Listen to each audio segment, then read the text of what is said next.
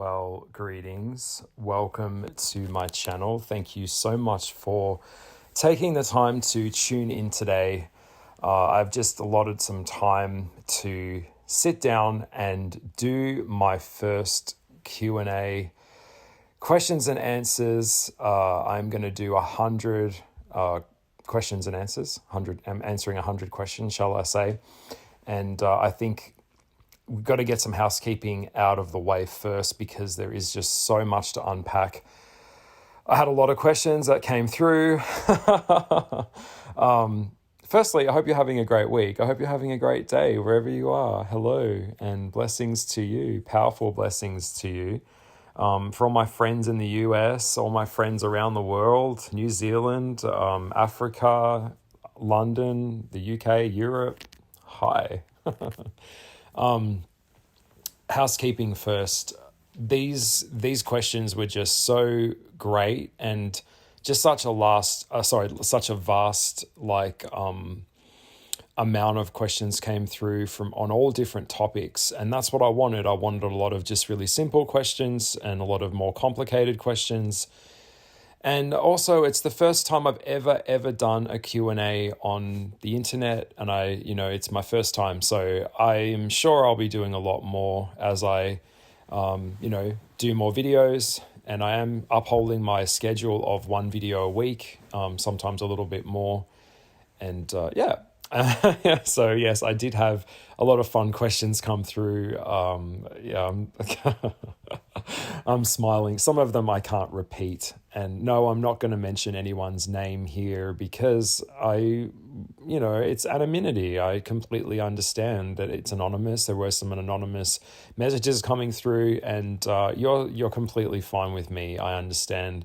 I just want to say thank you for trusting me with sharing my thoughts on these questions. I'm only going to give my interpretation, and some of them I can't go too deeply into because I'm prepared to touch on a few of them, but others are going to be saved for a video. So I will say that when I get to that question, if it is your question, it's just such a generalized question, and I believe general questions get general answers.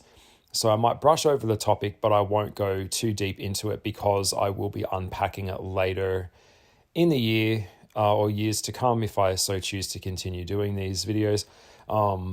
It'll be saved for another one. So yeah, please don't think that I missed your question because all questions have been considered. And a lot of the same questions came through, so I just kind of put them into one kind of question, if that makes sense. So it was kind of simplifying. By the way, guys, I don't sit on the emails all day. I am very, very, very busy. I've got so much on my plate, and so I have someone who manages my emails. So yeah, a lot of them didn't even make it to me. They were just too crazy and too ridiculous to answer. And yeah, if you're on the internet, you're fair game. It's open season. You get a lot of trolls. You get a lot of mentally unstable people that are very hateful. And I'm going to get onto my opinions on that later. Also, I have to be careful because there's just so many rabbit warrens and holes I can go into and tangents I can go off. And yeah, I might answer another question in a question that was never asked. But anyway, the point of this whole thing is that you're going to get to see or feel more about who I am. And a lot of people have been asking me, they want to know, you make these videos and you share all this great information or very in-depth thought process that you have, but who are you? Who is Goliath? Where do you come from? What do you think on these things? And this is an opportunity for me to do it, to show you who I am. So I'm going to answer these questions as kindly and as truthfully and as intelligently as possible. Someone asked me the other day if I was still doing YouTube or if I had a channel and it wasn't called the El Goliath Tarot Deck, what would your channel be called?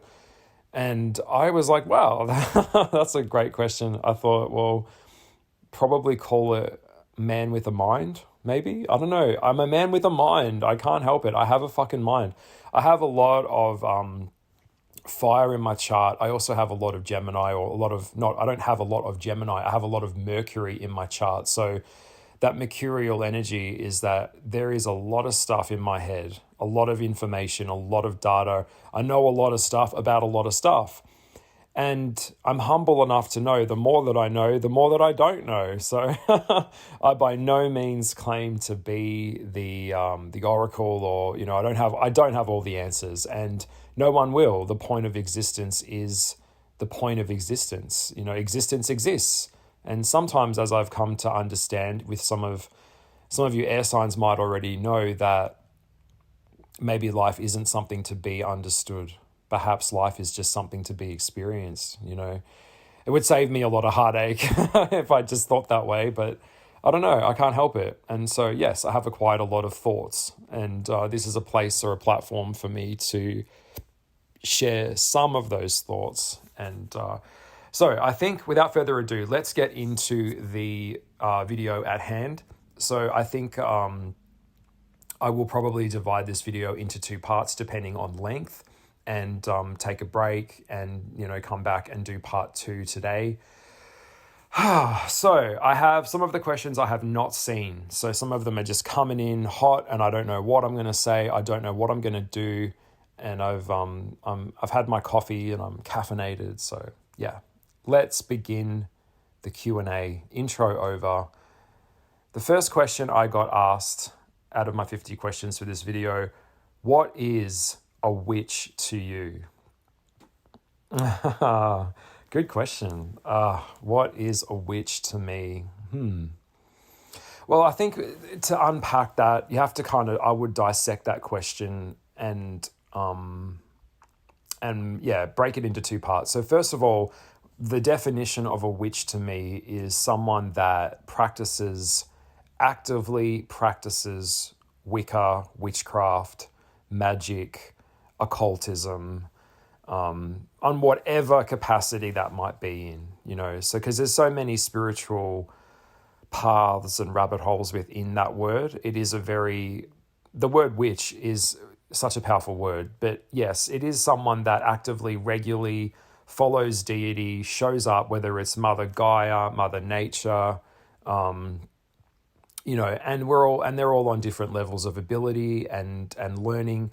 A witch in general to me is someone that questions authority. I think there is a rebellious nature to the word witch. I think, knowing the history of the word witch, whether it traditionally coming from like more of the church persecution or, burning them to the stake. The witch was a woman that wanted to maintain autonomy over her own body and wasn't going to be prepared to fit in for society and just be a housewife and dedicate her life to the patriarch. A woman that was in tune with nature and animals and walked a path that few could follow, and was willing to put in the work and effort. Because, by the way, guys, if you're not putting, on the subject witch, if you're not putting in active dedication to your craft, you're what I would call what we would call a fluffy bunny witch. You're an Instagram witch, and it's lovely and it's nice and it's very cute and beautiful. And I'm not knocking you. I'm not bringing you down, because on the left-hand path, which I'm on, I don't want to derogatize or inflammatize anyone or be inflammatory. That's your path. But when it comes to the word witch, yes, it is someone that actively partakes in this stuff, whether it's ceremonial, regardless of what pantheon, what structure it is. And it's someone that, in terms of the maiden, the mother, and the crone, is it's about female, it's about empowerment, it's about female empowerment. The word witch around the word, I'm just thinking about the word itself. It's about sovereignty. It's about weaving and manipulating magic and energy, and learning about the universe, learning about nature and the planets and all of the elements that go into that, whether it's with potions or spell crafting. Whatever you define witch to you is what it is to you. But for me, it's more of someone that is a rebel. Like when I think of the word witch, I think of like a rebellious spirit that won't be tamed, won't conform, and is kind of feared in a way.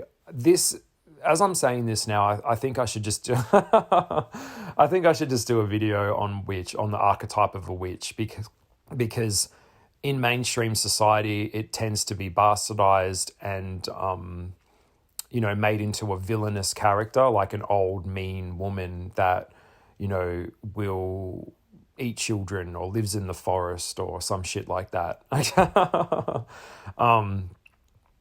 And has green skin and wears a pointy hat and flies on a broom. But when I was a kid, like that's all, that's how it was depicted to me. She'll turn you to stone, or she has magical potions, witchy poo. Like she'll have like a eye of newt or some shit, I don't know. But yeah, they do. And I love that aesthetic. I'm very aesthetic based too, but I understand that without the follow through of the action phase, taking a pretty picture of some magical potions on a table doesn't mean that you're mastering your craft. To master your craft, it's a work in progress, I should say. And yeah, it takes a long time. It takes years and years and years and years to develop, because I believe that being a witch is a learnt skill. It's something that you can develop and work on. And naturally, we're all different, so we have different interests within that and different abilities, shall I say. And so I hope that answered that first question beautifully. I think I did. Yeah, that's the witch to me. Okay, next question. How do you see men in spirituality and tarot? Oh my God. Okay. That's a good one. I haven't seen those first few.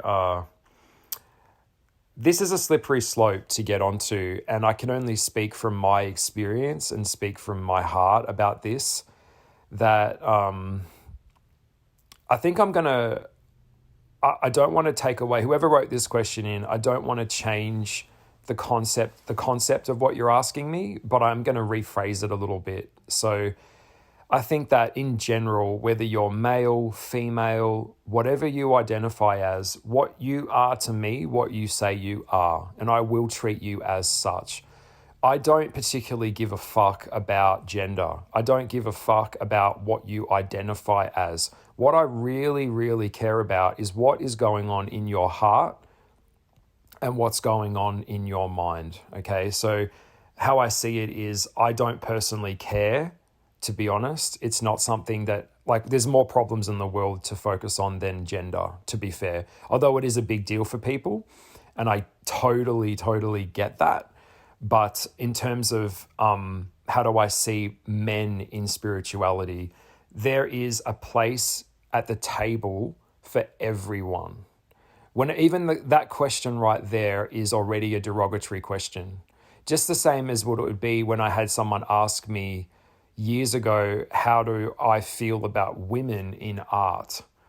And we have to look at the history too, because I'm not taking that out of context, because women weren't allowed to paint back in the day. It was for men that were allowed to paint paintings. Like when you look at the Renaissance, you'll see it's all men, men, men, men. Well, where are women allowed to do art? Where are they? Where's their paintings? So I get the frustration there, and I totally get it. A lot of women see the archetype of tarot or the archetype of the witch specifically bound to the divine feminine, to the female.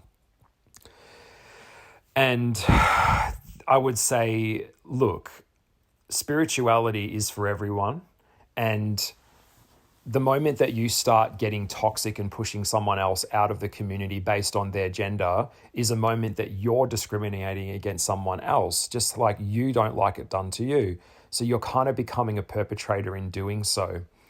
And I totally understand that when it comes to the history of the witch, I hope this is answering your question, whoever wrote this in. Yes, we have to take into account that, yes, men were the persecutors mostly. Yes, they were. Yes, they feared the power of a witch. they would, especially around religion and the church, like they would go, like generally the idea of a witch would be someone that lives out on the land and works with nature and animals with her hands and growing things, and is more comfortable on her own working with magic and animals than being around humans. So it's already an ostracized person to begin with, but it tended to be the men that would come to visit the witch for her knowledge, for what she saw. So there was an element of exploitation there, and a lot of women get angry about that, and I totally get that, and it is a part of the history of it.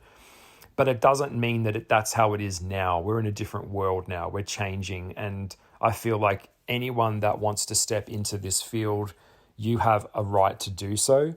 Whether it's in tarot, whether it's in hardcore occultism, whether it's in spirituality, you have a place here. And also on a higher level, like looking at this question from like an eagle point of view, spirits don't give a shit about your gender physically. What they really care about is your soul, because souls don't have genders.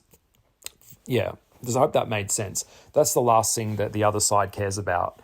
Because at the end of the day, if you're an asshole, you're an asshole. That's that's what you are. So yeah. So there is toxic femininity in it. I mean, I've personally been hated on. I've had hateful messages come through from women telling me that I shouldn't be doing it, particularly when I came out into the tarot world, because I didn't have social media. I was not a part of the tarot world. I was just in my bedroom making a tarot card deck. I wanted to make something from my heart. I did the time to make it. I put in the effort. And then it was like an explosion of energy. And a lot of people were suddenly felt under threat or some kind of level of attack that a man is making a tarot card deck. To me, I couldn't care less. And for a lot of the like more mentally stable people, that's the last thing that they look for. They just go with what they feel, and it doesn't matter. That being said, I did have a really good question, which I might answer here as well on that subject. How do I see men? Is that a woman asked me once, would you have had more success with your tarot cards had you been a female author and used a female name? And that is a really, really good question. Yeah, I think I would have. Yeah, for sure. Yeah, yep, I would.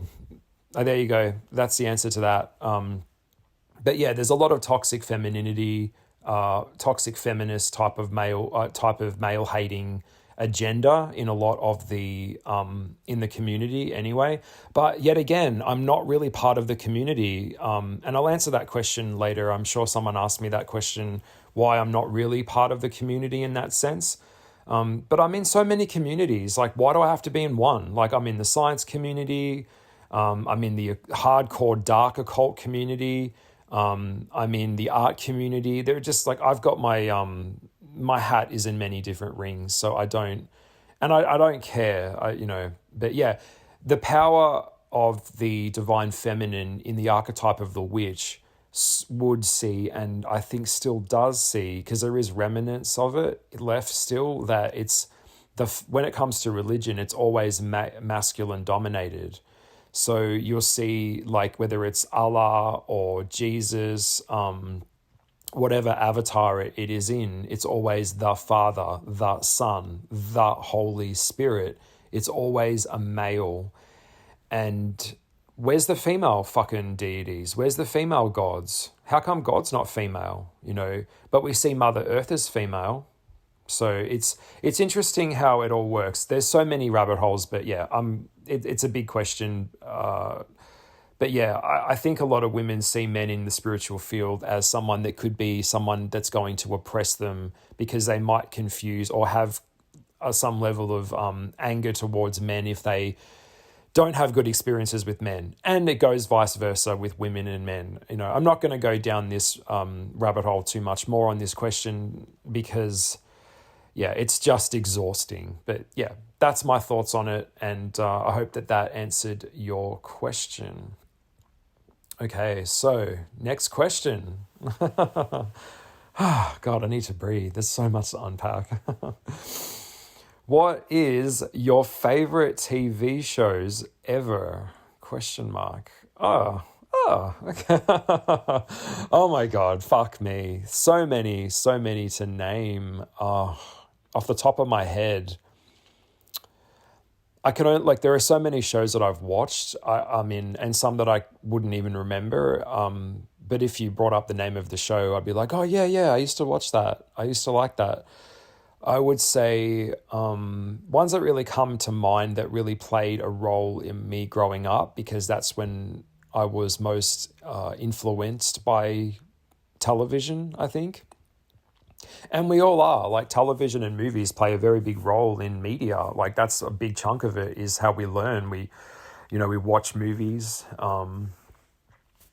I really liked Batman, the animated series. I liked the color palette of that show. It won a few Emmys back in the 90s. It was a great show, and I still watch it to this day. It still gives me goosebumps.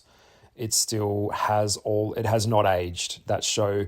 It is an animated series, and that doesn't take away the level of thought and effort and attention to detail that went into the animation, the drawings, the character development, and the way that the villains were portrayed was really good. That comes to mind. And also all things build on things. So a lot of my art, is kind of inspired by a lot of that as well. That's how artists work. I'm an artist first and foremost before I'm an occultist. Next show, I would think Xena, Warrior Princess. I think that show, it still stands up. Some people look at it and go, oh, it's all over the top. It's they did the best they could for 90s TV. They had a budget, but the idea that two women could just walk through the world and they didn't need a man to report to was beautiful. And they found a love in each other that I thought was really beautiful. It was very gender, like, what's the word? I don't know. I'm not that woke that I know the words, but it was very, it played with a lot of, like, a woman that could be assertive and was beautiful, but was still very stoic, that character in Xena. So, Xena Warcry. Yes, I have met Lucy Lawless at a Comic-Con. I am a massive nerd, so lots of shows come to my head. That one stands out. I liked Buffy the Vampire Slayer. I love Joss Whedon for obviously he's a genius. I'm not too caught up in the controversy around him at the moment, so I'm just looking at him as an artist and a creator. I mean, he really changed the way that we saw women in TV, and I really love, I like strong women. Like, I'm not going to lie to you. I don't like princessy women.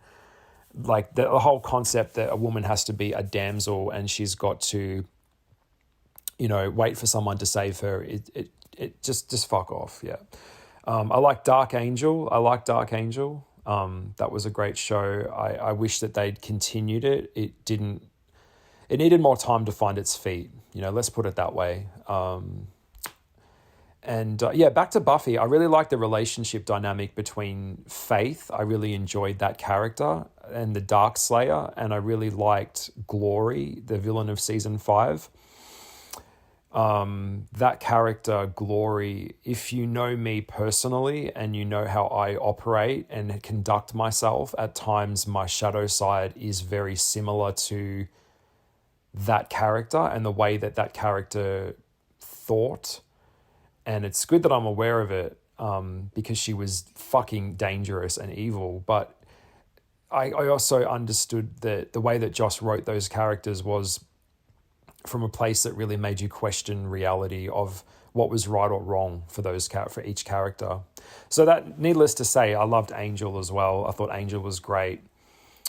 Currently, I'm really enjoying Raised by Wolves. I really enjoyed season 1. I love Mother. I love the androids. I love the visual elements of it, the sets where they, just the modern futuristic world that it's created. And yeah, I see it as a warning sign. I really do. It deals with AI, it deals with religion and how it really fucks humans up. and they go to Kepler B, and religion is banned. Mother is an android, and she's a necromancer. So I'm kind of giving you a little teaser bit, but if you are into some really psychological and really compelling TV, I would say get into Raised by Wolves, because it's really, really worth it. I love it. I'm really enjoying it. So yeah, Raised by Wolves. I loved Breaking Bad as well. At the time when that show came out, I think it was in its second season, I was on a holiday over in New York, and I ended up walking. This is so random, by the way. I was walking down a street that happened to be the studio of a show, The View. You know, The View with Whoopi Goldberg, and Joan Rivers was on it back then before she passed away. And the special guest star of that particular episode that day was Bryan Cranston. So I just walked in, we waited out the front in the snow, we got in, and I got to meet him, and what a great show. I mean, that show was groundbreaking. Same with like Sopranos as well. I loved the Skylar character, the wife character. I loved the son who had cerebral palsy. That was great. Yeah, Breaking Bad's a good one. Carnival should have got more seasons. It's another great show. If you're a witchy person and you're into, you know, freaky stuff and beautiful things that are very old worldly, the Carnival was and will still be a part of my heart forever. That show just spoke to my soul. If you don't know the Carnival, it's a HBO show. It was one of HBO's first shows. I think it was about 2003. It deals with a lot of like they're misfits. They're traveling through like Dust Bowl America, and they're just trying to make their way. They're a freak show and a carnival, and they are family. And a lot of the things that happened in American history really came into that show. Really, really ugly parts of American history too. So I don't think that the US government was very happy with that show at the time, actually. I remember I'm one of those people that I'm one of those people where I watch like trailers. Sorry, not trailers. I watch like documentaries on movies. I watch the making of a film, or the interviews with the cast, and I want to learn about the characters and get into that world. But it was very immersive, and I think it was Justin North or Dorff. I'm not sure, but I remember he got letters from like government officials saying this show is too much. And whenever someone says that's too much, that's where I'm like, no, you need to turn it up and go even higher. Yeah, that's how I see it. I like American Horror Story. My seasons that stand out for me would be Coven season 3. Really enjoyed that season. Marie Laveau and Fiona Good and The Witch House and The Finding of the Supreme. I really enjoyed the idea that in the end she was the Supreme the whole time and the power was inside of Cordelia. I really loved that. I thought it was a very strong message for people, and it was very self-empowering to step out of the mother figure and find her own way. So I really enjoyed that. I liked Freak Show. I thought it was great. I thought it was visually beautiful and very well done. I liked Apocalypse, was probably my favorite season. I really enjoyed it.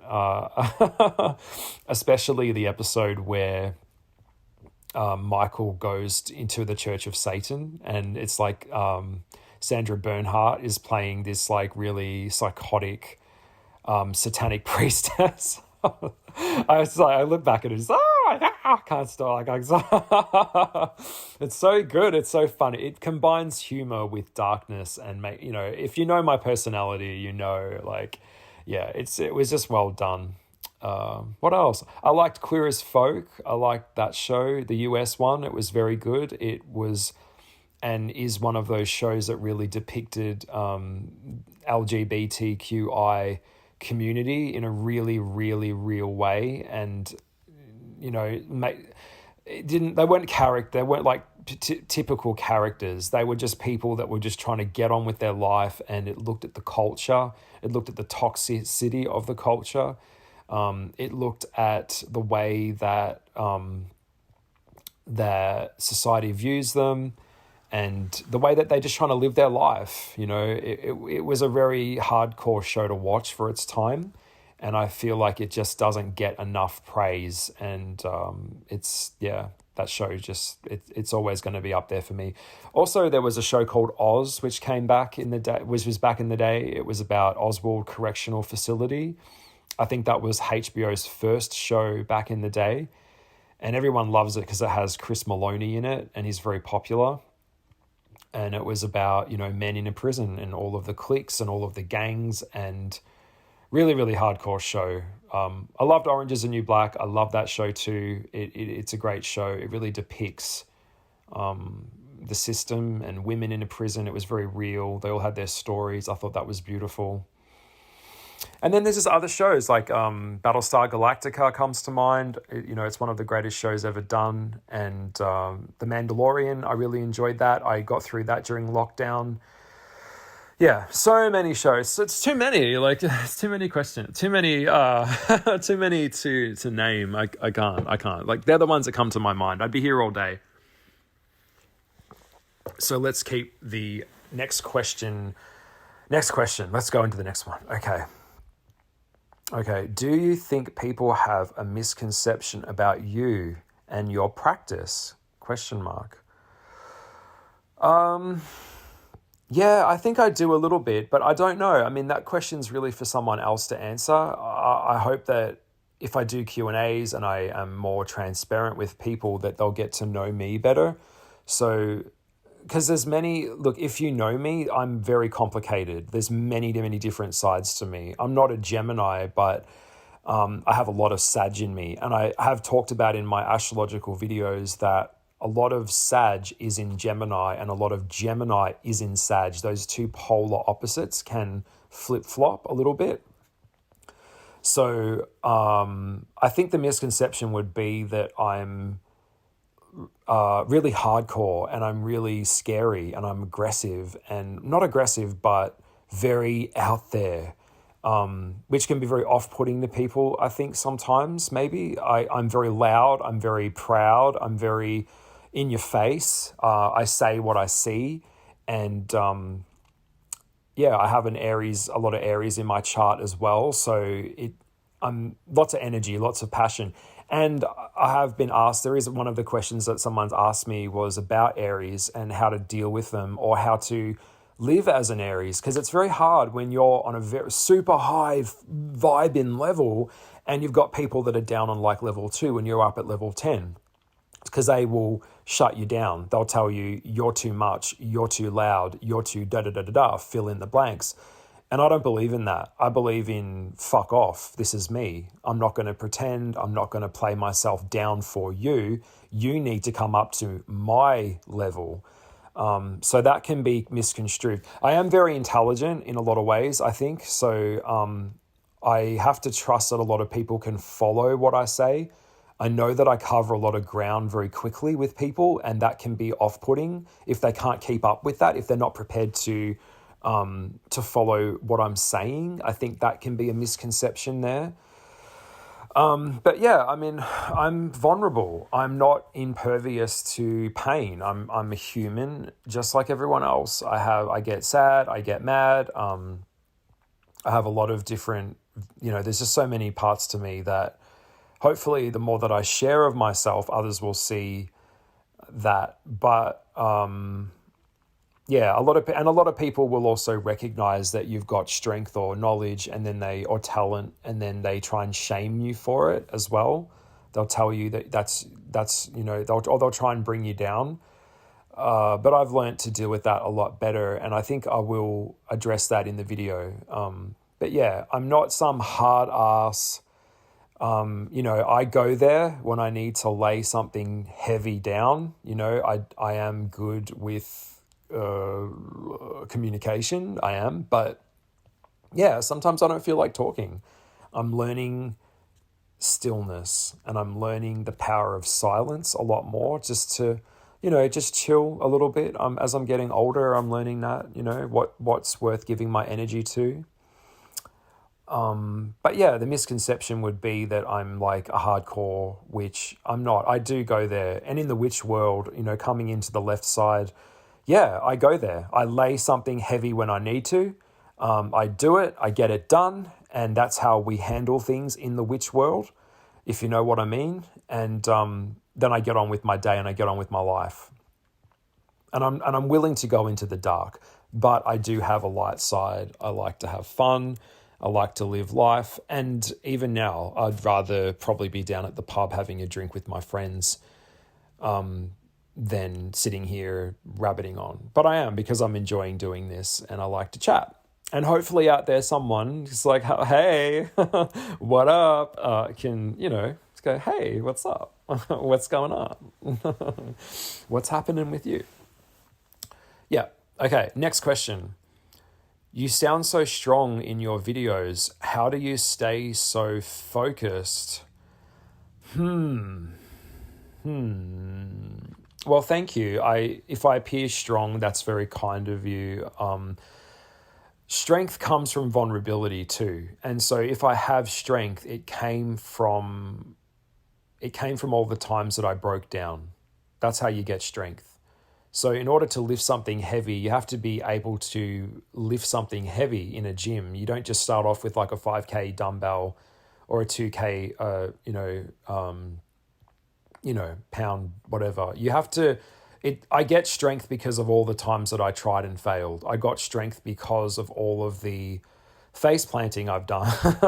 All of the fucking fuck ups that I've done made me strong. But yeah, I have a mission. How do I stay focused? Answering the question directly and getting on with, okay. I have a mission and I work the mission. Okay, you get a plan and you stick it out. You follow it through. You get it done.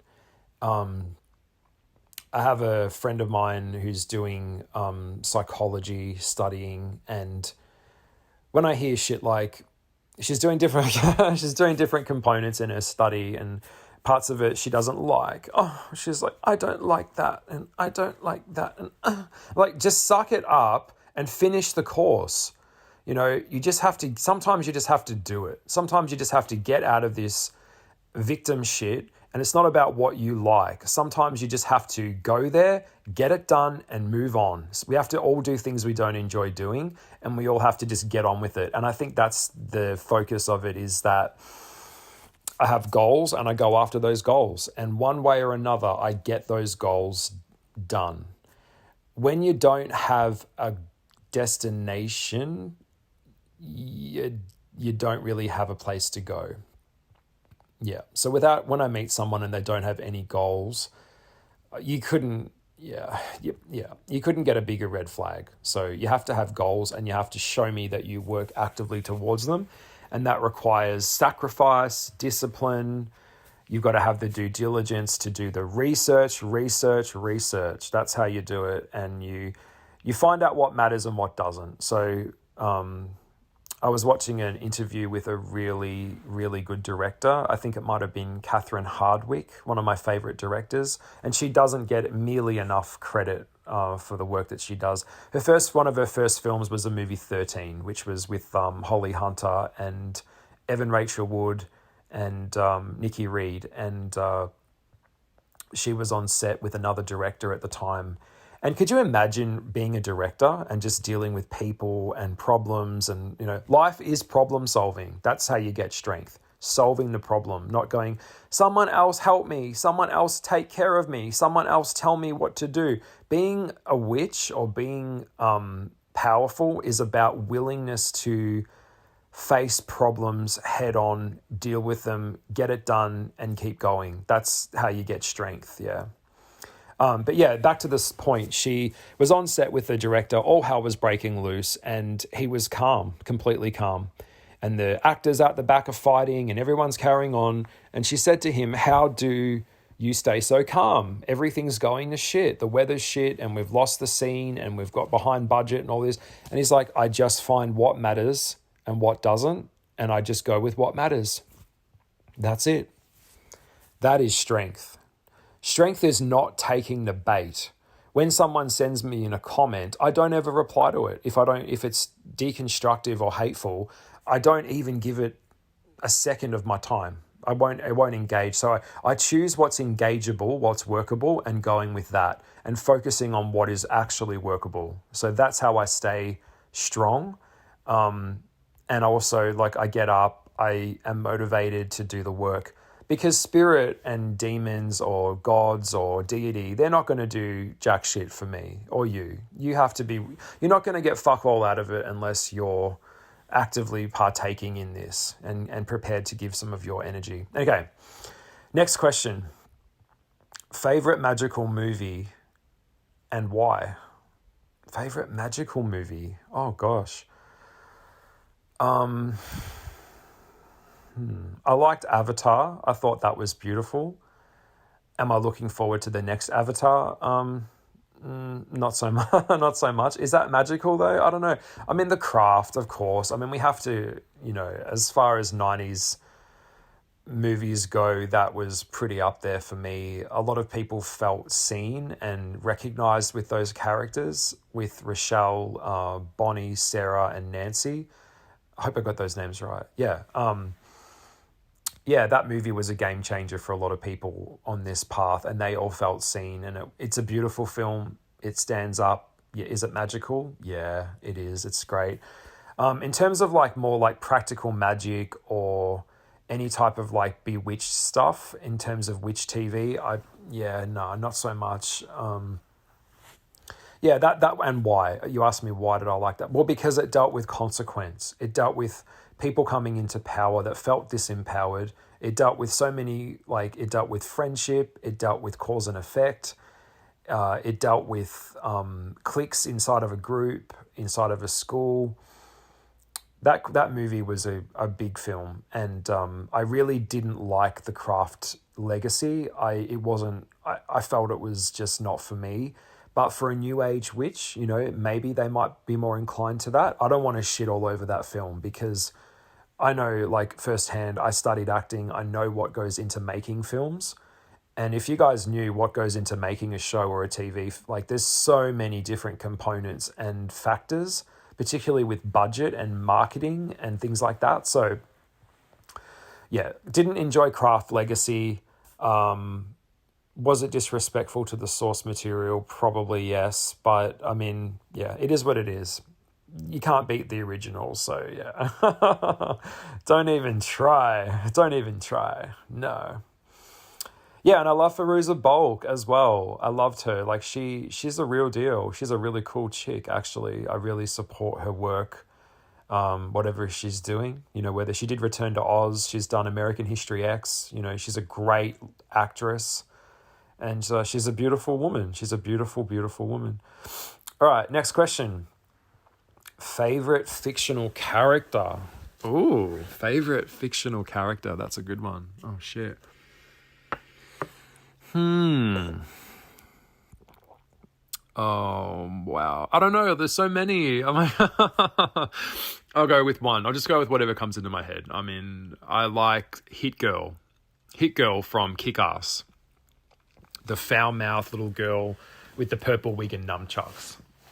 If I had a little girl and I was a father and my girl was inspired by that character, I would be a proud man. I'd be a proud dad because that little girl could take on anyone. She was fearless and she was just fucking so dope. And just her spirit, her energy was just so anti-hero. And yeah, loved it. Loved Kick-Ass, one of my favorites. Unfortunately, I think that film was one of the most pirated films ever for that year, which was really sad because it was so disrespectful to the film industry. Yeah. But we know that. So, yeah, Hit Girl. She's the best. If you know that, if you haven't seen it yet, go see it. It's a great one. I loved when she went up against Mother Russia. That was a great one. Okay, moving on. Now that you have publicly announced that you're of the left-hand path, can you share with us some of your I can't talk. Now that you've publicly announced that you're of the left-hand path, can you share with us some of your spells?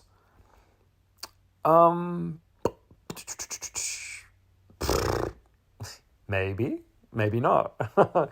Maybe, could be. I don't know.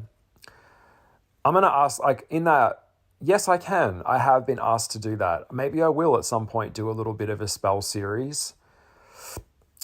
Don't know what I would do. Like, I mean, what do you want to know? Do you want to know how to do a hex? Do you want to know how to do a curse? Do you want to know how to do a money spell? Are you like, what kind of, I would say, if you're watching this Q&A, listening to this Q&A, and you want me to tell you how I do it personally, yeah, I'm open to that. I am open to that.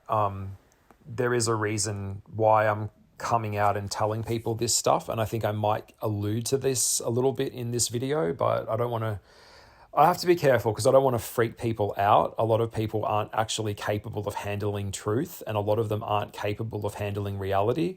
So I have to be very careful about how I answer some of these questions. But yes, I can do some videos, but if you want me to do a spell in particular, then leave it in the comments section or DM me maybe if you don't want to be publicly on the platform. Because a lot of people just DM me. They don't want to put a comment below in the because it's a public platform. But, you know, I encourage it. Don't be scared. Don't be scared. Just ask me. Don't be shy. Just tell me what you want. Okay, next question. Have you summoned a demon?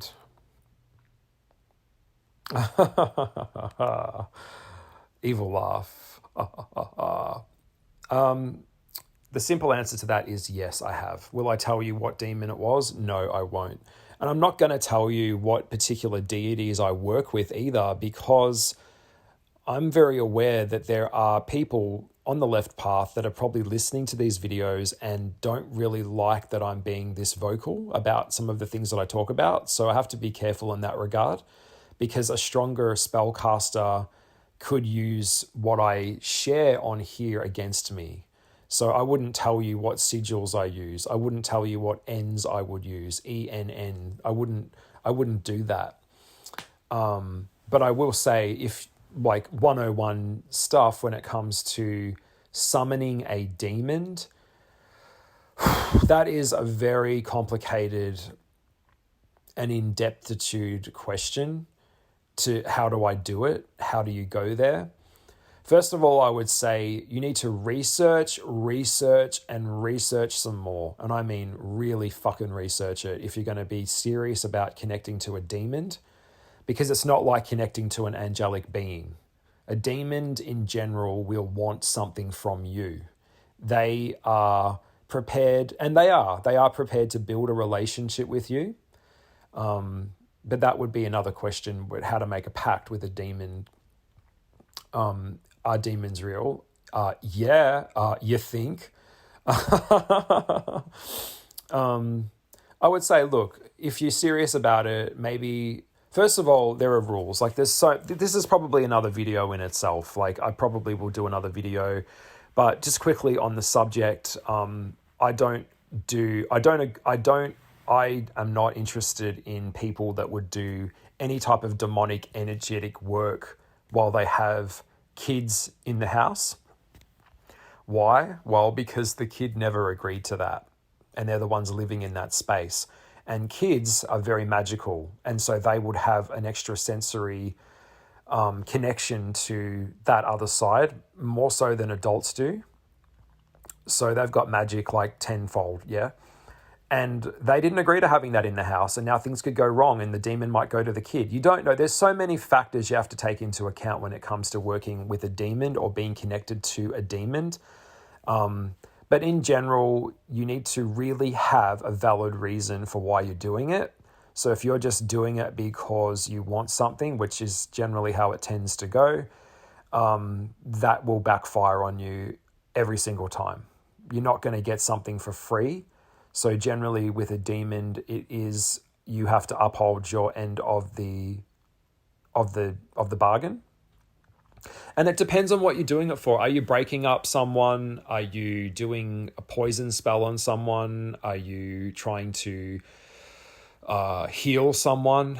You know, you'd need basic cursing 101 or summoning a demon. You need something called an ENN, okay? And that would be a sigil or an incantation that you would use. So an N in the dark path is used as a calling card to connect to the spirit world. So it's basically putting up your antenna into the spirit world and saying, I summon thee, I call thee to me, I bring this to me, I'm energetically putting it out there.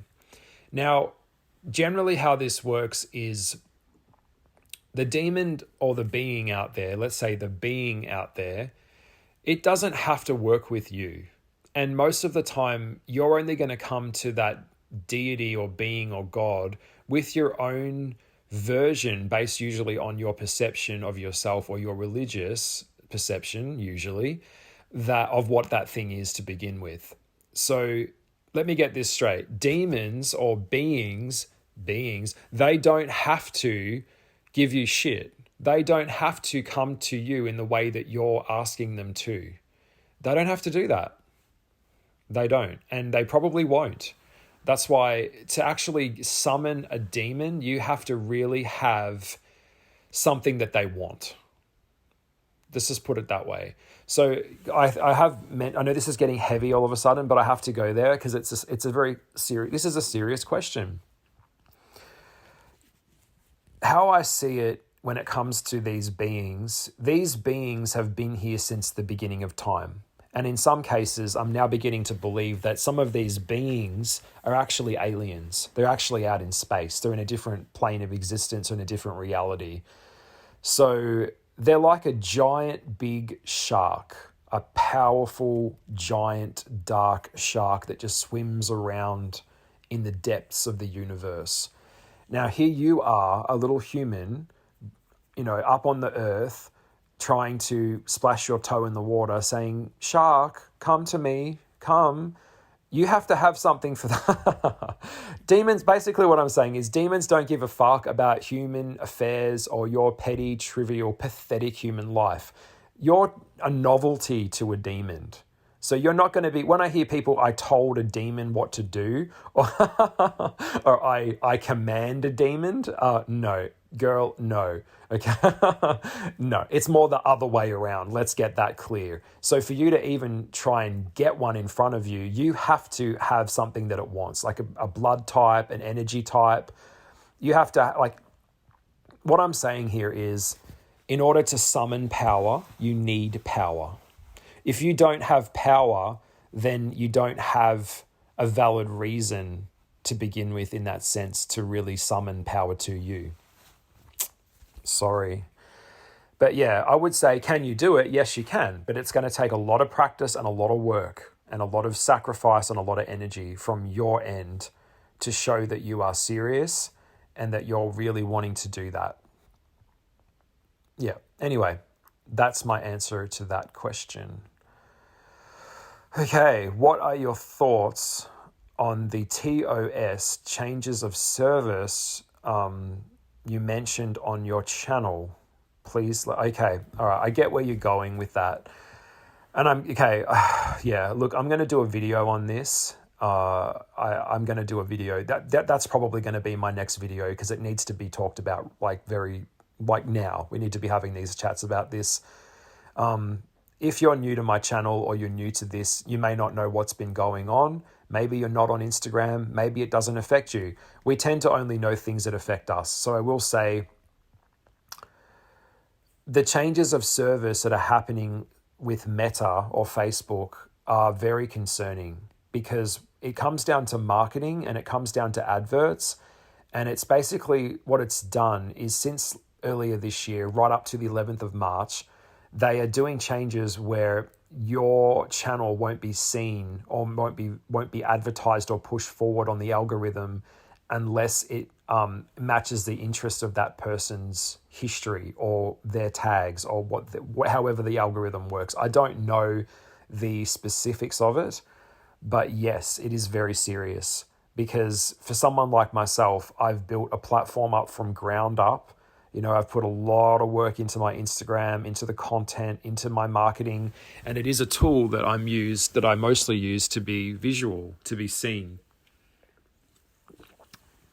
Just having a sip of drink.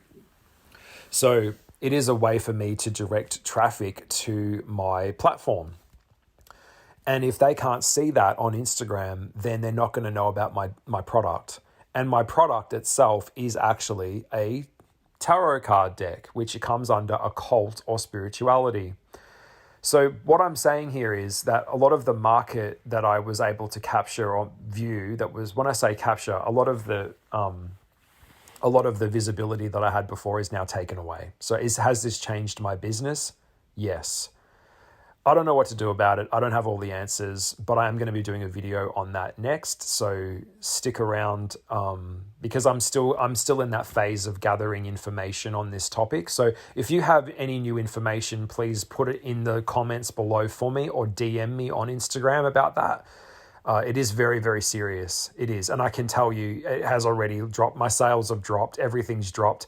And I'm actually coming to terms now that I actually think I am already shadow banned. I'm already shadow banned on Instagram, and I think I'm going to be shadow banned, or if I'm not already, censored the shit out of me on YouTube here already, because I talk about these things. So yeah, there's so many factors to that. There's also the factor of how spirituality is consumed, that's a really big part of it. So I don't know. There's just so many factors. But yes, I will be doing a video on that at some point.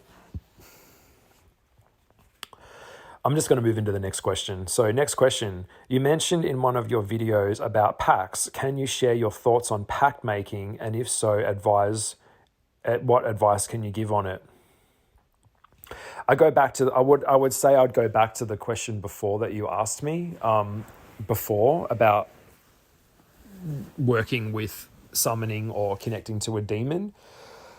Yeah, look, when it comes to pact making, my advice would be you better uphold your end of the deal.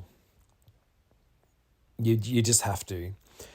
I've heard of stories where someone has summoned a demon to help them with a sick child. Someone has summoned a being to help them with a situation that needed to be taken care of, if you know what I mean. And yeah, the demon has agreed to facilitate that for that person, but in exchange, the demon wants something. And most of the time, they don't want your soul. You've got to get out of that way of thinking. No one can actually own a soul. Souls are sovereign. It's a sovereignty is a natural state of beings. It should be. All another being can do is manipulate you into thinking it owns you. Yeah. But if you don't live up to your end of the bargain, say for example, you've got a sick kid that's dying of cancer or whatever. I heard this story not long ago. The dad, he made a pact with whatever, Ashtaroth, Clonic, whatever, it doesn't matter, whatever it was.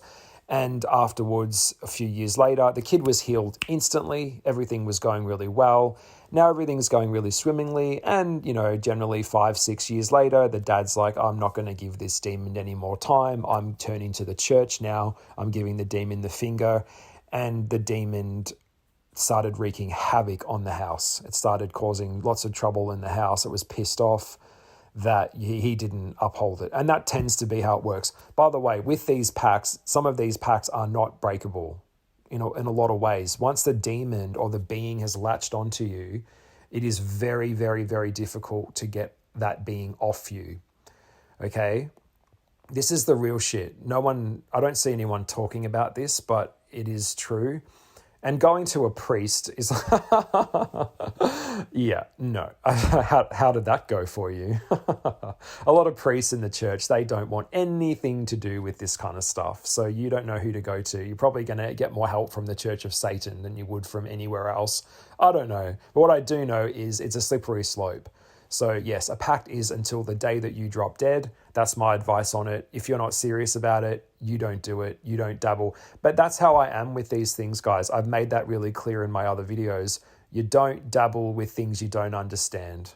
You do the research, you take the time, you have to decide what's best for you. But there's no dabbling. Not with the left-hand path. Like I was saying before with the shark analogy. Some of these beings could rip you apart like a doll. They could rip your head off like a doll. All of a sudden, everything goes wrong for you.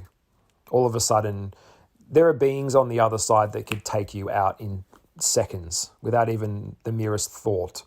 So you don't step up to a god or an energy on that level with some kind of give me attitude.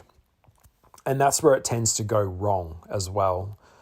Humans are narcissistic in general, and they just think, oh, well, I'll just step up and demon, I want your help now. Help me do this for me now. And, oh, by the way, can you do it when I've got to look, I'm busy. I've got to pick up my kids. I don't have time to give you anything. So can you give me all this stuff on my magical Santa list and do it really quick because I need it done soon. Yeah, okay. Have fun with that. Yeah, too bad for you. Things are going to go wrong. Firstly, you get no compassion, and you get no sympathy from me. When you dabble with something in life, it's going to have a cause and effect. It's going to have a consequence. So that's the consequence. I think you get where I'm going with this. I have to be careful how I talk about it because this is YouTube and it's got to be PG rated for kids and shit. But yeah, it is very, very serious, and I don't recommend playing around with anything to do with the left path. Okay? The left path is illuminating the darkness and moving into truth and facing reality. I see the right path to me is about suppression of reality, denying reality. So, yeah, I've already made that really clear, crystal clear how I feel about that. And pacts go wrong all the times. Yeah, all the time. Okay, next question. What success rate do you have with your spell work / spell casting? Yeah, it's pretty high. It's high. I would say in the 90s. 90% success rate for sure. I do diarize a lot of my spell work. I do document. I've been doing it on and off for years and years. There are periods of time, of course, where I don't do it a lot and I need time to live life. I don't see, look, okay, when it comes to spell casting, it's like, casting your net out, you're putting something out there. We're already doing that with our thoughts. We're already doing that with prayer. This is what I want to make clear in this video. I hope this is helping people understand. When you step up to God or Allah or the spirit world or your ancestors, you're already breaking the veil. You're already sweetheart, you've already stepped into it. So whether, I know that sounds weird, but you already have. You already are. Your dream state is the bridge between this world and the spirit world. You're already doing it.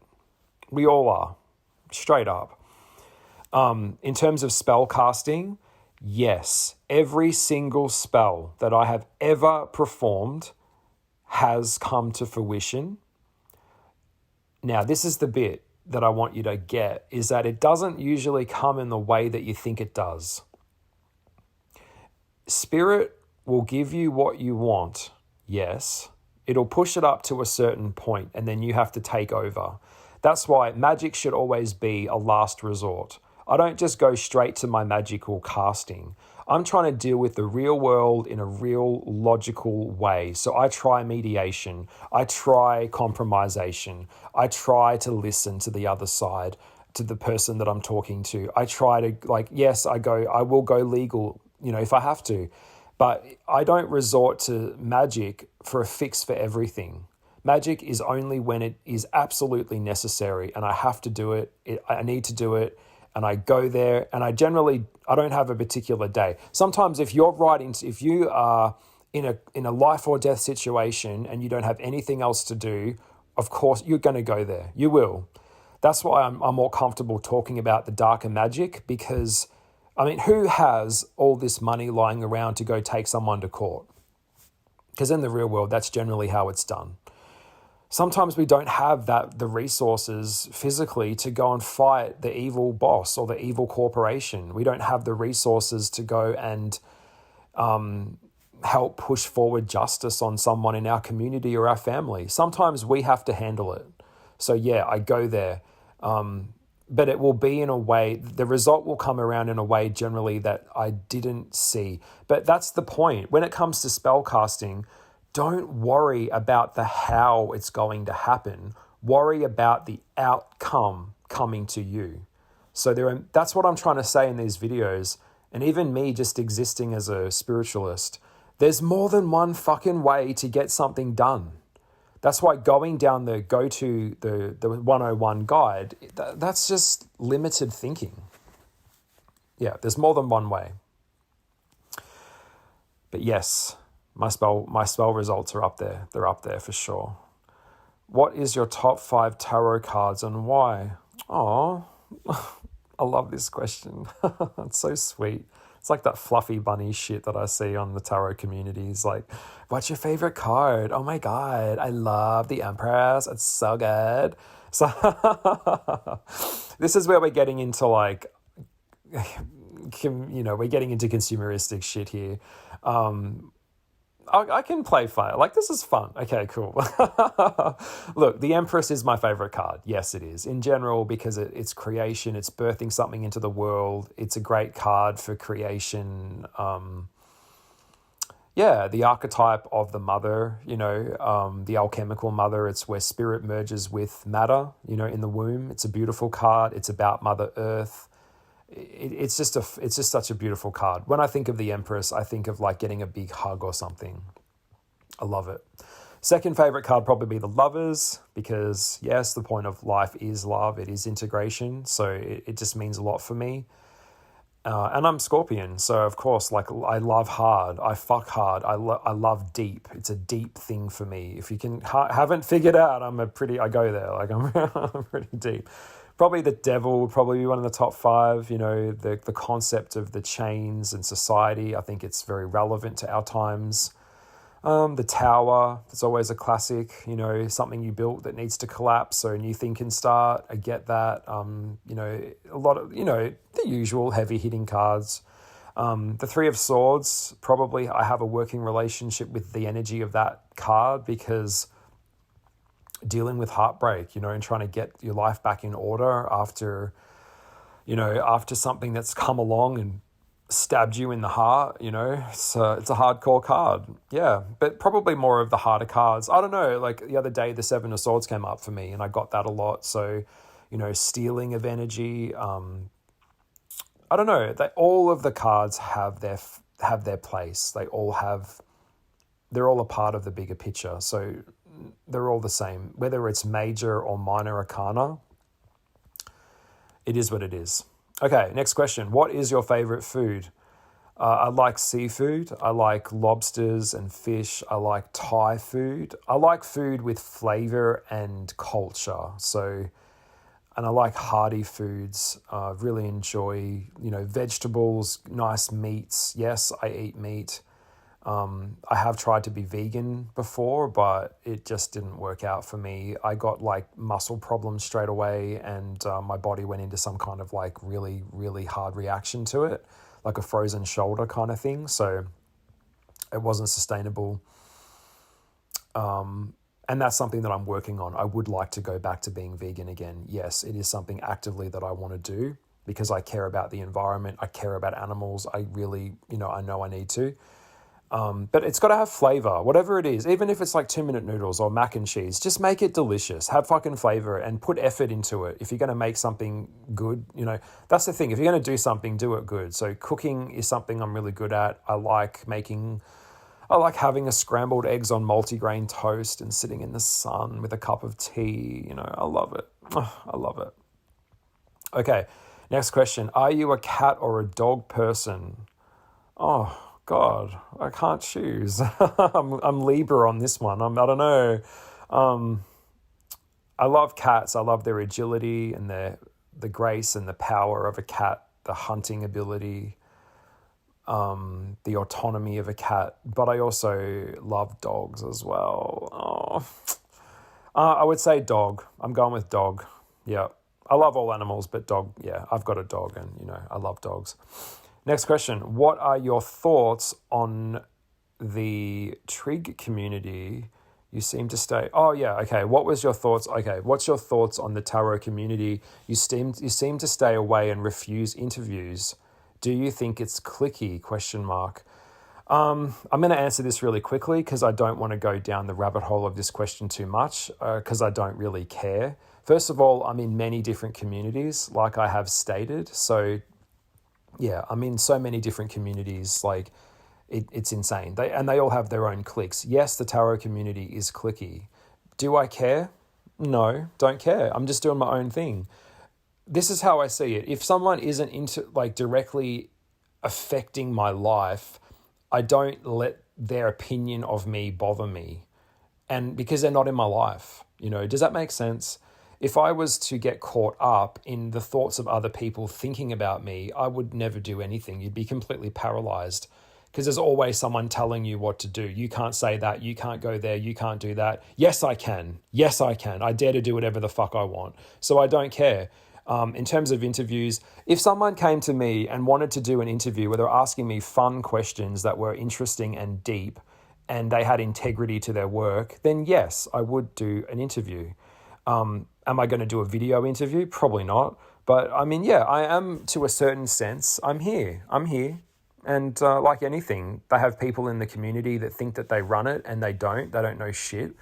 And it sticks out. But that's a compound question because it tends to be what tends to get more views is always what's about entertainable or bitchy or gossipy or what's the tea, or it's someone like asserting their opinion over someone else's work, which is just bullshit in a way too.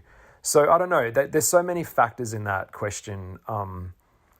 But what I view as content in the community is it's got to have some depth to it. It's got to be educational. Like, what are you getting out of this in your heart? Like, how does this make you feel truthfully?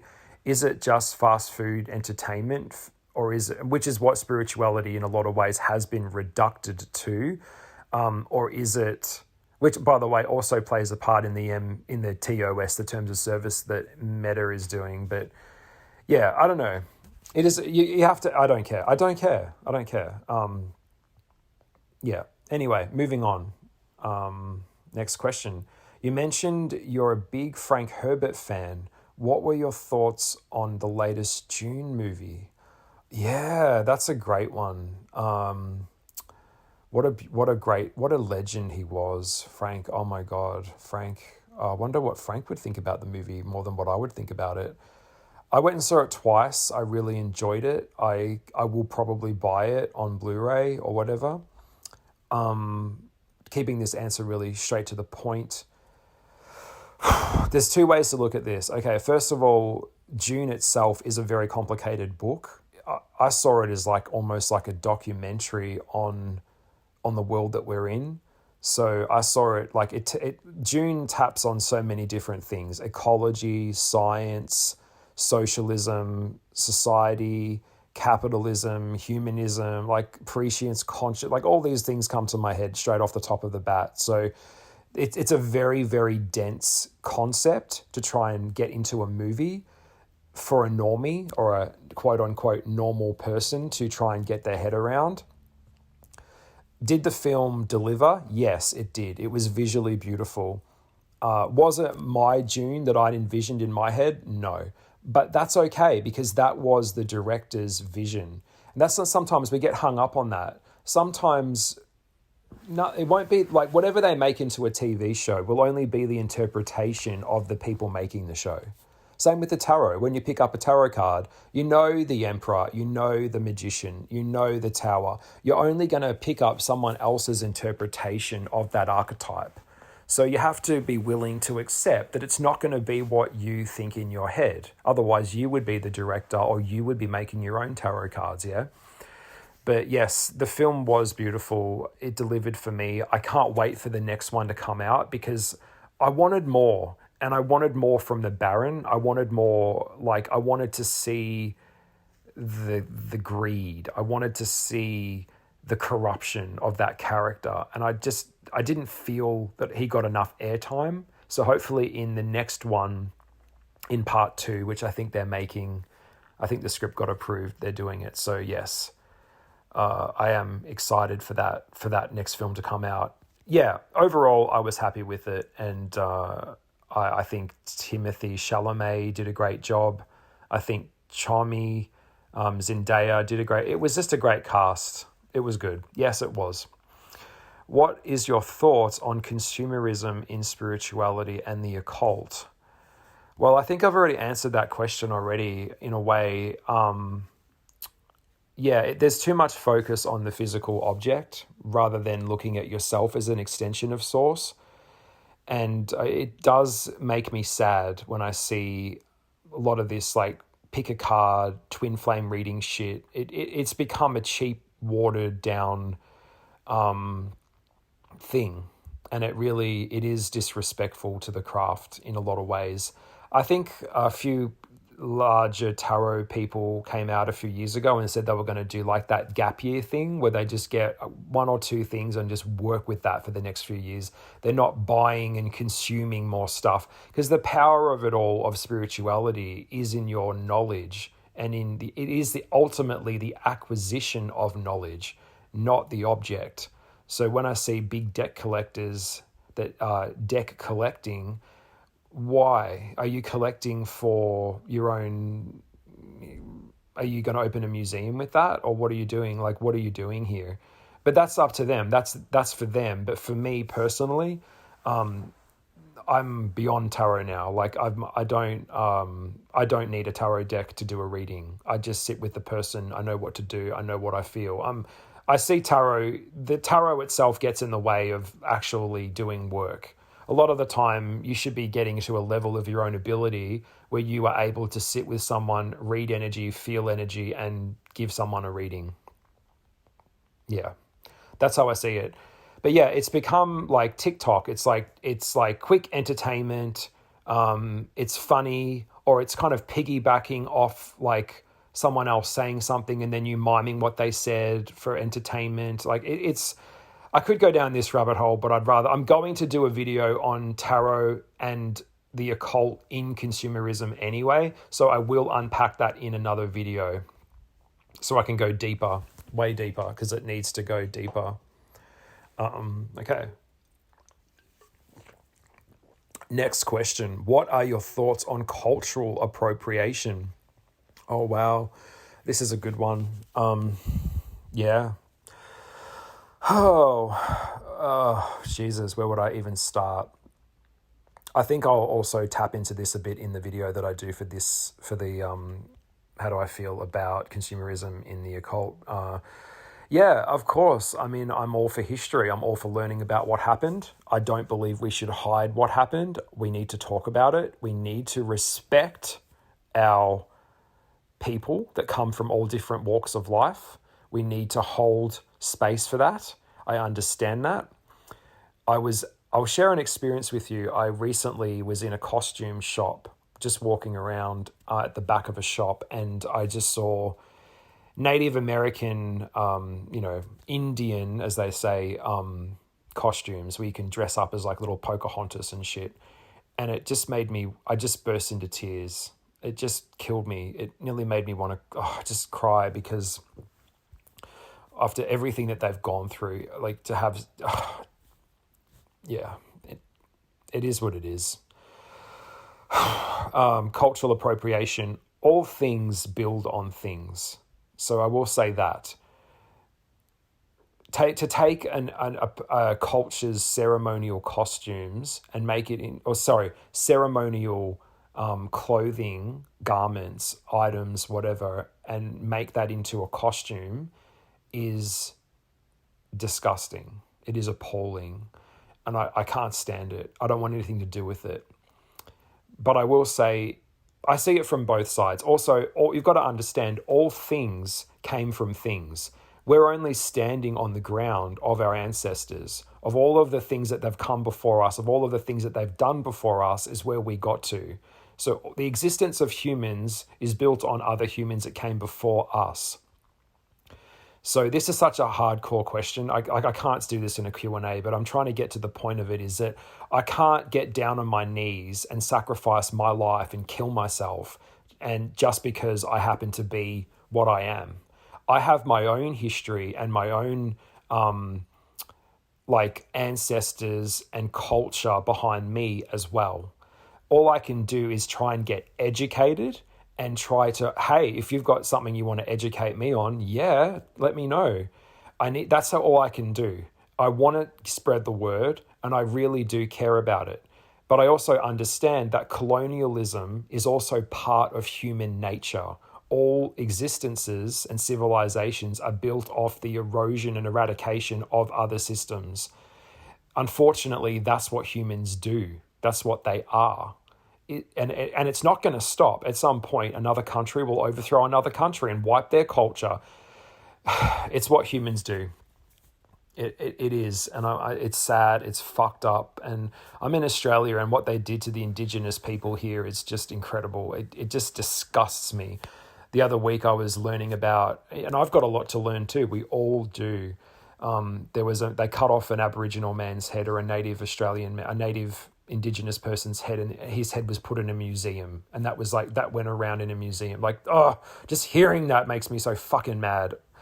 Yeah, and also, like, back in the day, I think it was only in my own country, that Aboriginals or native Indigenous people were only seen, were stopped being legally viewed as livestock or fauna and flora, as animals. And where does all of this come from, guys? Religion. Every single time, religion overriding another practice. It's just what it does. That's why I just can't wait for religion to end. I just cannot wait for it to end. It cannot come soon enough. A lot of these priests and all of these evil people that run all this shit, their deaths cannot come soon enough, because when they die, all of their hatred and all of their control collapses. And I would like to hopefully believe that it is dying out. And I think, as a practicing occultist and witch and just person in general, in the topic of what this is in cultural appropriation, we've all got a long way to go. I've got a long way to go. We all do, but I can't live my life in a place of fear and like, oh my God, it is what it is. Let's leave it at that. But we have to learn from our past, and we have to make those changes. And the best way to do that is to talk about it. Humans are so narcissistic. They try and eradicate the past. They try and change the past. Like, fuck off. We need to learn from that, guys. That's how we learn. Next question. Where do you see humanity going? Oh, hey, I know who wrote this one. Hey, hello. I'm going to do a video on this one as well. It's going to be called Endgame. I'm going to leave this one really, really short and quick. I'm sorry this isn't the answer that you want right now, but I am going to answer it later. I don't want to freak people out too much, because I am privy to things that others are not. Humans have less, by 2040 to 2060, we're going to see a massive shift on planet Earth. And yes, we are going to see an extinction event. Yep. Just going to leave it at that, shall I? That came from a dream and from some things that I've learned as well. And it is. I saw this vision that I'll talk about in a dream, that it was raining snow, but it wasn't white snow. It was black snow, and it was everywhere, and everything had collapsed. Everything was just gone, vacant, dust. Some kind of nuclear fallout, and the sky was red, and we'd gone into a nuclear winter. Yeah, I don't want to go down that road. Okay, light and fluffy. Yeah. Where's humanity going? It's going nowhere fast. We think we're rushing forward into the future with all of our AI and all of our bullshit, but it's just not sustainable. It's just not sustainable. That's why I've come out as doing these videos, because what's this going to matter anyway? What's YouTube and the internet going to matter anyway when it's all gone? Once it's gone, it's gone. So, I mean, if all of us are going to get killed and die anyway, so what does all this matter for anyway? Next question. If you were a flower, what flower would you be and why? Oh, I love that. That's a good one. That's a really creative question. Whoever wrote that in, thank you. I wouldn't be a flower that would be like, I wouldn't be a flower that you would see just every day in the garden. I would probably be one of those flowers on the edge of a cliff that probably blooms once a year or something. Probably a wildflower. I'm definitely not a rose. I don't know. What flower would I be? I'd be a Venus flytrap. Yeah, I'd be a Venus, a carnivorous plant. How's that? How's that for an answer? Yeah. Next question. What were your thoughts on the Game of Thrones last season? Yeah, good question. I loved Game of Thrones. I am a Game of Thrones person. I was disappointed with it, how it ended. It felt rushed. It felt like they needed to just hurry up and end it. So it was a lot to wrap up in a very short space of time. I understand that the directors, the two Davids, they wanted to do something different, and they'd had it for Game of Thrones went on for 8-9 years or something. I loved it and I hated it. It was bitter and sweet to see Daenerys come so far, and we were all kind of rooting for her. We wanted her to get the throne. We wanted her to be the one so bad. And then for it to go that way and for her to become like her father and just lose the plot, the character development didn't make sense. And it was sad. But if it was a happy ending, well, then that wouldn't make good TV, would it? I love the scene, and I still think of it quite often, where Drogon destroys the Iron Throne.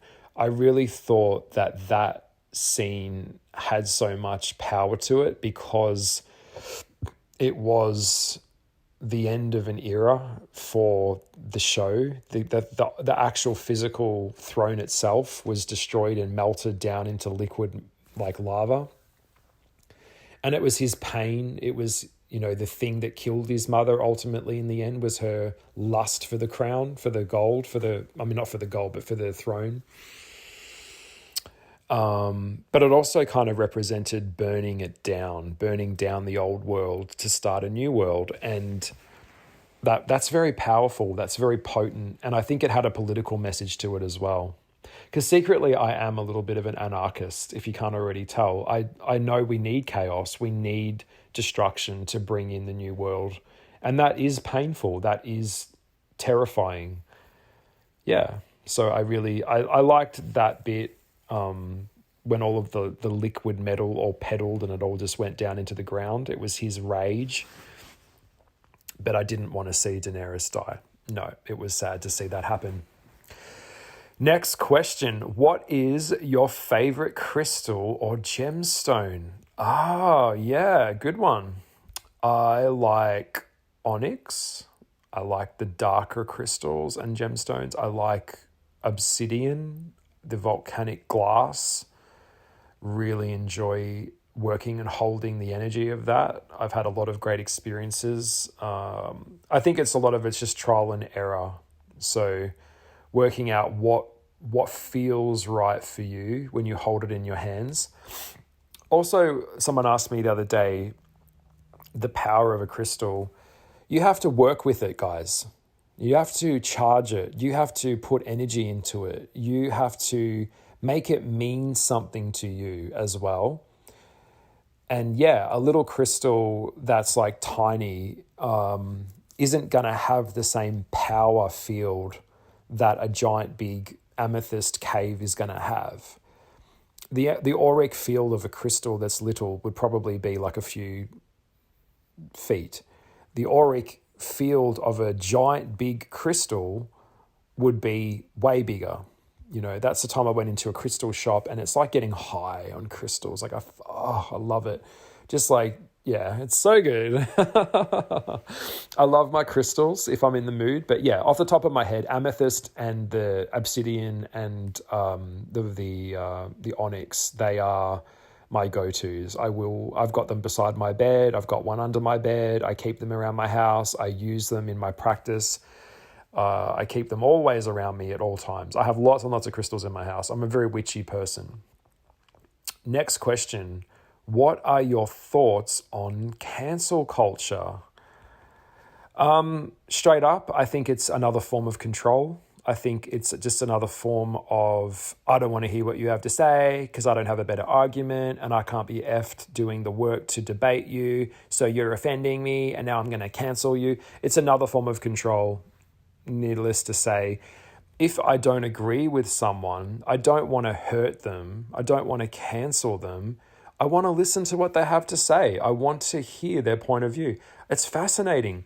I learn more from people that think differently than me than I do talking to people that think like myself. Well, I don't find people. That's a really slippery slope. But yeah, I learn people. If you've got a point of view, I don't want to cancel you because I don't agree with you. I don't want to enforce myself over you to gain social capital. I'm not going to do that. You have your point of view and I have mine, and that's cool. End of story. Yeah. When you can't sit down and hold space for someone, like same with me being on the left-hand path. I can go into a church. I don't need to state my claim. I don't need to tell them who I am. I can be respectful and not agree with someone. That's because I'm a good human being. Okay?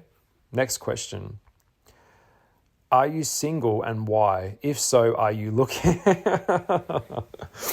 Oh, yeah, I am single. Yeah, I've been single for a while. And yeah, I'm open to love. I'm open to finding someone. For sure. Do I actively pursue it a lot? No. Am I received in the dating world well? No.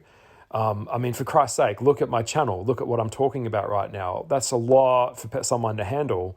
So they probably have to be the more minority in the minority of that minority, and the more that minority splinters into another minority, the further down it goes. So yeah, they'd have to have a level of experience and knowledge in the craft and a general interest in what I'm interested in. I don't believe opposites attract. That's crazy. When I hear that stuff, it just makes me want to laugh. Not the case. Attraction attracts. We can only attract what we are. Yeah, I'm open to love. I'm open to finding a partner, and building a life with them. But I won't ever settle for anything less than someone that really inspires me and teaches me and rocks my world. I'm looking for off the charts. Like, I'm off the charts at times, and someone that knows how to love, someone that knows how to deal with me, I guess, because I can be a lot in a lot of ways, but someone that just accepts me for who I am. And I don't want to change who they are either. There's nothing to change. You are what you are, and who you are is fine, and you're enough as you are. I don't want to...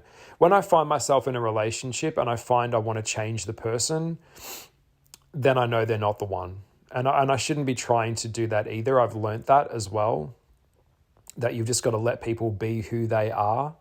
And just as I want them to let me be who I am too. So yeah, I know that sounds cheesy, but it's true. It's true. And self-love first. So if you can't, it's the truth. It goes, you can't give what you don't have as well. So you have to be in a place of, have your shit together as well before you even consider pursuing any type of relationship in a real capacity. But am I looking? Yes, I am. Am I single? Well, why? Like, what's wrong with being single? What's wrong with that? What's wrong? There's nothing wrong with being single. I don't like when someone tries to play that down as if there's something wrong with you. That's when I start getting annoyed. There's nothing wrong with being single. You are on your own journey. You're on your own path, and you'll find it, or you won't find it, or you will look for it, or you won't. What I will say is, if you are single and you're not actively, putting it out there to be a vibrational match to that connection that you want, nothing's going to happen. What I'm saying is, if you stay home and turn off the internet, turn off the lights, never open the door, well, then your love of your life isn't going to show up at your front door and knock and go, hey, I'm here, it's me. You have to be out there, you have to be out there. Okay, you got to put yourself out there to be seen. So yeah. Oh my God, this is epic Q&A. I'm loving it. I'm really enjoying this, actually. Let's have a look. 1 hour and 33 minutes, and we've only done 25 questions. Whoa. I'm going to have to take a break. I think we're going to leave it here. I have done the first half of the first half. My God, this is epic. Maybe I'll just do 25 questions a day, and I think we'll just leave it here. So we've done the first 25. I'm doing 100 questions, and then I'll do the next batch of questions maybe later today or tomorrow. I hope that you're enjoying the Q&A, and for holding space for me, I'm really enjoying it as well. I will see you in part 2. This was part 1 of the Q&A. Part 2 is coming right up. Bye.